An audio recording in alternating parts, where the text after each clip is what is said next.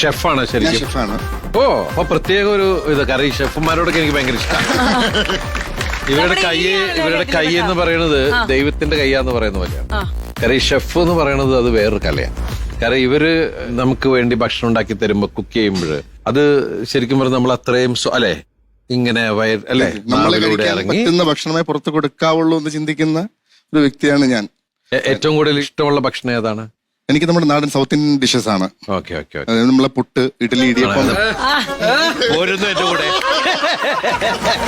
കാനഡക്കൊക്കെ പോണോ എന്റെ കൂടെ? ആരും ഇന്നേവരെ ചെയ്യാത്ത കാര്യങ്ങൾ ചെയ്യുക എന്നുള്ളതാണ് എനിക്ക് ഏറ്റവും ഇഷ്ടമുള്ള കാര്യം. ഡിഫറെന്റ് ആയിട്ടുള്ള കാര്യങ്ങൾ ചെയ്യുന്നതിൽ ഞാൻ ഈ ഭൂമിയിൽ ജനിച്ചിരിക്കുന്ന വേറൊരുത്തന്റെ കോപ്പി ചെയ്യാനല്ലോ. എനിക്ക് പിന്നെ അയാൾ പോരെ.